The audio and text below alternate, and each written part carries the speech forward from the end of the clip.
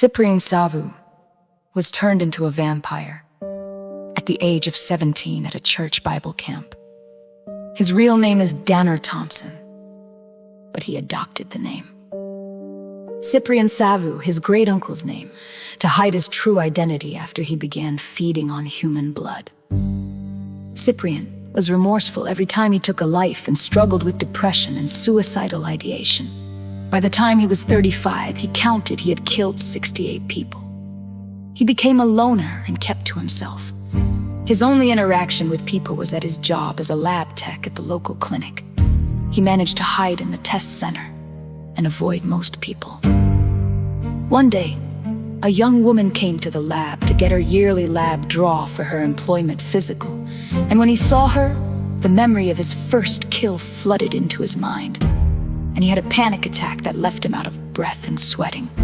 Cyprian drew her blood and noticed on her lab paperwork that her name was Cynthia Stringer, the same surname as his first victim. Her appearance wasn't random. Somehow, she was related to the girl he murdered at 17 at the church Bible camp. Cyprian decided his life had to end and end soon, but he was unable to end his own life, as vampires took extreme measures to kill that he himself could not complete, and he knew no one who would perform the act for him. So, he decided that the only way to end his life was to have the government do it for him. Suicide by cop, as they say. But he needed a reason for the authorities to end his life legally, and Cyprian knew at least one more life had to end. So the powers that be could identify him and sentence him to death. He would also have to identify himself as a vampire, so the proper techniques could be used that would be required to end his life.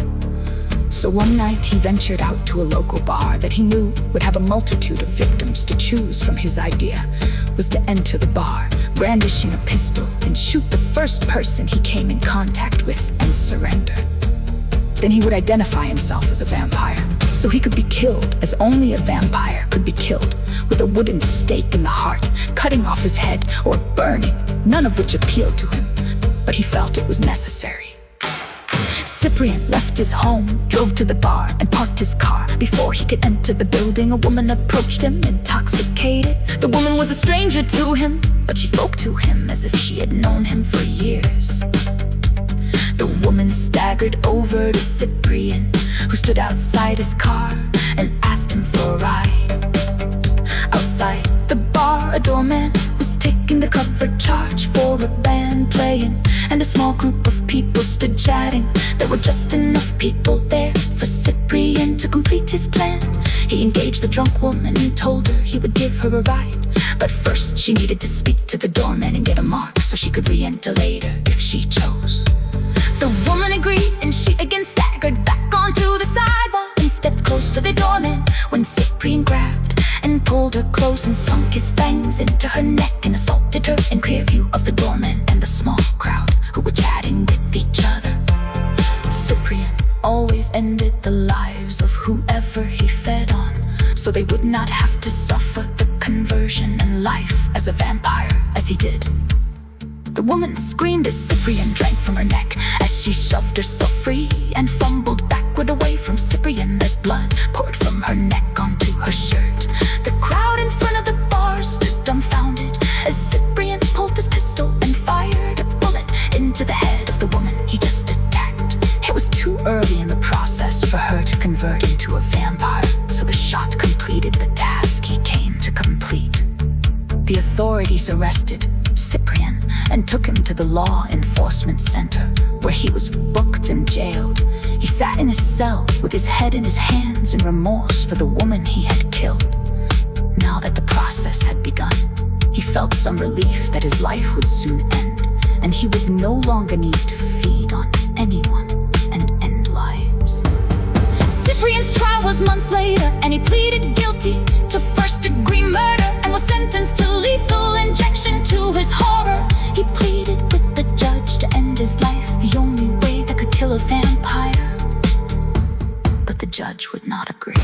Only a stake through my heart, decapitation, or being consumed with fire will end my life. We don't burn people alive, cut off heads, or impale as wood in this country. Lethal injection will only have a temporary effect on me. You need to do as I say. The law is clear on this subject. Lethal injection will suffice. You know, I am a vampire. You know I am right. All I ask is that you end my life in a way that will not allow me to return. I know of no state or country, for that matter, that employs such a medieval, painful way to die. Do you expect us to douse you with gasoline and set you on fire? That is barbaric. We do not employ an executioner with an axe to see. Cyprian's trial was months later, and he pleaded guilty to first-degree murder and was sentenced to lethal injection. To his horror, he pleaded with the judge to end his life, the only way that could kill a vampire. But the judge would not agree. Only a stake through my heart, decapitation, or being consumed with fire will end my life. We don't burn people alive, cut off heads, or impale with wood in this country. Lethal injection will only have a temporary effect on me. You need to do as I say. The law is clear on this subject. Lethal injection will suffice. You know I am a vampire. You know I am right. All I ask is that you end my life in a way that will not allow me to return. I know of no state, or country for that matter, that employs such a medieval, painful way to die. Do you expect us to douse you with gasoline and set you on fire? That is barbaric. We do not employ an executioner with an axe to remove your head or a guillotine. And I have no idea how we could run a wooden stake through your heart. Do you? Pour gasoline on me, and I will light the match that ends my life. I do this for myself as much as I do for those whom I would kill in the future. You could have burned yourself without killing that woman. Did you consider that? Why do you need me? I find self-immolation distasteful and brutal as well as cruel. I will have no part of it. Any life I am required to end will be ended swiftly and mercifully. I did consider lighting myself aflame, but at that time I didn't have the courage I do now. What you plan to do with my life is cruel, as I will not die and will only suffer the needle and chemicals you inject me with. I will appear dead for a short time, and you may bury me alive, only to regain consciousness weeks later, buried inside a coffin. That is beyond cruel, as I spend eternity buried 6 feet underground. There must be something in your law books that explains vampirism and how we are different. No law has been passed exclusively for vampires. Attempts to create such laws have been made, but none have become law. You will die according to the laws we have now in our state. As far as vampires are concerned, I don't believe you are recognized as a race or any other special designation. In the eyes of the law, you are human, just like the rest of us.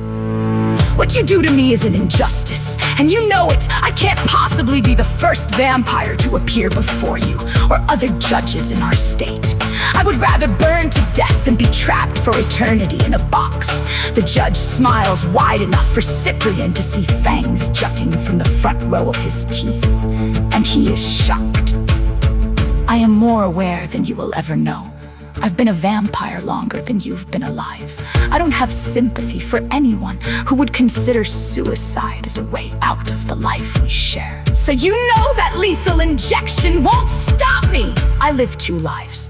One of a human judge, and the other is a blood-sucking monster, just like you.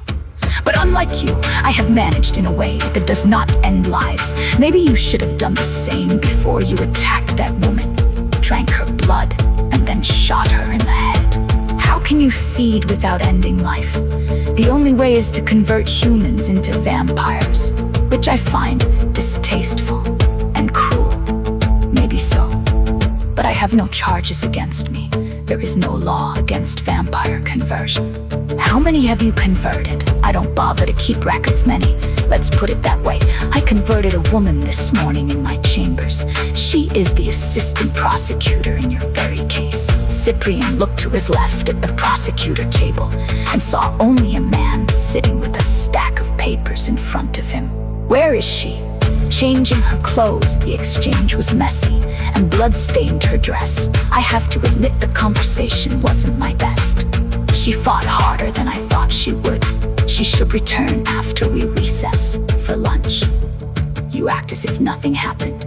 You have a total disregard for the lives you end and bring back as monsters. What is wrong with you? Does the predator worry about its prey?